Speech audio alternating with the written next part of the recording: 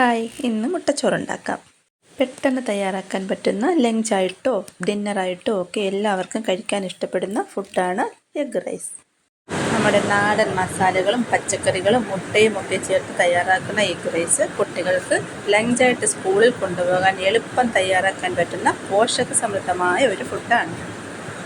ഇതിനായി ഞാൻ 2 ചെറിയ ക്യാരറ്റ്, ഒരു പച്ചമുളക്, ഒരു 4-5 അല്ലി വെളുത്തുള്ളി, ഒരു ചെറിയ കഷ്ണം ഇഞ്ചി, ഒരു 2 കറിവേപ്പില, അരമുറി ക്യാപ്സിക്കം, ഒരു ഓനിയൻ, പിന്നെ 1 കപ്പ് ബസ്മതി റൈസാണ് എടുത്തിട്ടുള്ളത് ചോറുണ്ടാക്കാൻ വേണ്ടിയിട്ട്. ചോറ് റെഡിയാകുമ്പോഴേക്കും പച്ചക്കറികളെല്ലാം നമുക്ക് അരിഞ്ഞെടുക്കാം. പച്ചക്കറി ചോപ്പ് ചെയ്ത് വെച്ചിട്ടുണ്ട്. ഇനി ഒരു 3 മുട്ട കൂടി ഉടച്ച് വെച്ചിട്ടുണ്ട്. അത് നമുക്കൊന്ന് അടിച്ച് എടുക്കാം.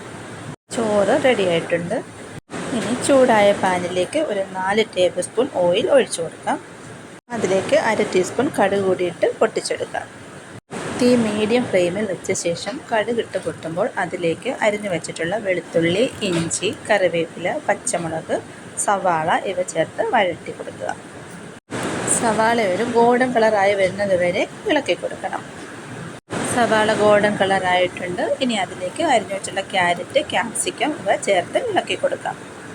ക്യാരറ്റും ക്യാപ്സിക്കവും അല്ലാതെ നിങ്ങൾക്ക് ഇഷ്ടപ്പെട്ട പച്ചക്കറികളൊക്കെ ചേർക്കാം. ബീൻസ്, ക്യാബേജ്, കോളിഫ്ലവർ ഇവയിൽ ഏതെങ്കിലും വേണമെങ്കിലും ചേർക്കാം. 1/2 ടീസ്പൂൺ ഉപ്പ് കൂടി ചേർത്ത് ഇളക്കുക. തീ മീഡിയം ഫ്ലെയിമിൽ തന്നെ ഇട്ട് പച്ചക്കറി കരിഞ്ഞു പോകാതെ 3-4 മിനിറ്റ് ഇളക്കി കൊടുക്കുക. 1/4 ടീസ്പൂൺ മഞ്ഞൾപ്പൊടി, 1/2 ടീസ്പൂൺ മുളക് പൊടി, 1/2 ടീസ്പൂൺ മല്ലിപ്പൊടി, 1/2 ടീസ്പൂൺ ഗരം മസാലപ്പൊടി ഇവ കൂടി ചേർത്ത് ഇളക്കി കൊടുക്കാം. പൊടികളുടെ പച്ചച്ചുവ മാറുന്നതിനായി ഒരു 10 സെക്കൻഡ് ഇളക്കി കൊടുക്കാം. മുളക് പൊടി നിങ്ങൾക്ക് എരിവിനനുസരിച്ച് ചേർത്താൽ മതിയാകും. അതിനുശേഷം ഒരു 1/4 കപ്പ് വെള്ളം കൂടി അതിലേക്ക് ചേർത്ത് കൊടുക്കാം. അരമുറി നാരങ്ങയുടെ നീര് വേണമെങ്കിൽ ചേർത്ത് കൊടുക്കാം. ടേസ്റ്റ് കൂടുതൽ ലഭിക്കും. ഞാനിപ്പോൾ ചേർക്കുന്നില്ല. പച്ചക്കറികൾ ഒരുപാട് വേകേണ്ട ആവശ്യമില്ല. അതുകൊണ്ട് തന്നെ കുറച്ച് വെള്ളം വറ്റുമ്പോഴേക്കും സൈഡിലേക്ക് പച്ചക്കറികളൊന്ന് മാറ്റി വെച്ചിട്ട് നടുഭാഗത്തായിട്ട് നമ്മൾ അടിച്ചു വെച്ചിട്ടുള്ള മുട്ട ഒഴിച്ചു കൊടുക്കാം.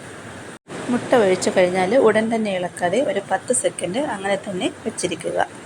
അതിനുശേഷം പതിയെ പച്ചക്കറികളുമായിട്ട് മിക്സ് ചെയ്യുക.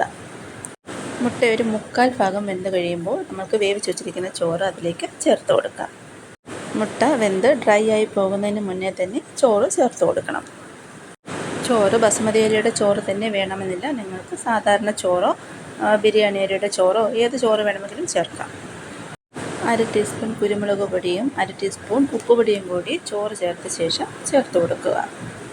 ചോറിൽ ഉപ്പിട്ടാണ് വേവിച്ചതെങ്കിൽ പാകത്തിന് മാത്രം ഉപ്പ് ചേർത്താൽ മതി. കുറച്ച് മല്ലിയില കൂടി അരിഞ്ഞ് ചേർത്താൽ നല്ലതാണ്. എനിക്ക് അവൈലബിൾ അല്ലാത്തതുകൊണ്ട് ഞാൻ ചേർക്കുന്നില്ല. മുളക് പൊടിയും കുരുമുളക് പൊടിയുമൊക്കെ നിങ്ങൾക്ക് എരിവിനനുസരിച്ച് പാകത്തിന് ചേർത്താൽ മതി. നമ്മുടെ നാടൻ മസാലകളും പച്ചക്കറികളും മുട്ടയും ഒക്കെ ചേർത്തുണ്ടാക്കുന്ന എഗ് റൈസ് കഴിക്കാൻ പ്രത്യേകിച്ച് കറികളുടെയൊന്നും ആവശ്യമില്ല. പപ്പടം, സാലഡ്, അച്ചാർ ഇവയൊക്കെ ചേർത്ത് കഴിക്കാവുന്നതാണ്. എളുപ്പത്തിൽ തയ്യാറാക്കാൻ പറ്റുന്ന എഗ് റൈസ് നിങ്ങൾ തീർച്ചയായിട്ടും വീട്ടിൽ ഉണ്ടാക്കി നോക്കണം.